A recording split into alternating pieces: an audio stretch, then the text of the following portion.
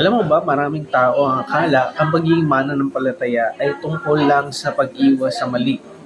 Pero ang totoo, hindi lang ito tungkol sa iniiwasan. Ito ay tungkol sa kung ano ang lumalabas sa buhay natin. Sabi sa Galatians chapter 5 verse 22 hanggang 23, ang buhay ng isang anak ng Diyos ay may bunga. Love, joy, peace, patience, kindness, goodness, faithfulness, gentleness, and self-control. Ang tanong, nakikita ba ito sa buhay natin?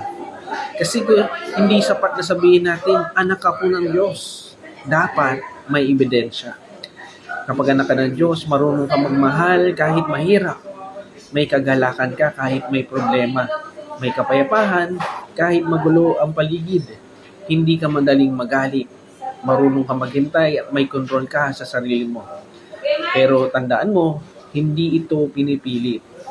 Hindi mo kayang gawin ito na mag-isa. Ang bunga ay hindi pinipilit, ito ay tumutubo. At ito ay tumutubo kapag may ugnayan tayo sa Diyos. Kaya kung gusto mong magbago ang buhay mo, huwag mo lang pilitin ang sarili mo. Lumapit ka sa Diyos. Dahil kapag malapit ka sa Kanya, sigurado magbubunga ang buhay mo. Manalangin po tayo. Ama naming Diyos, salamat po dahil tinawag mo kami iyong mga anak. Tulungan mo po kaming mamunga, magkaroon ng pag-ibig, kagalakan, kapayapaan, pagpipigil sa sarili. Hindi po namin ito kayang gawin na mag-isa, kaya umaasa kami sa inyo.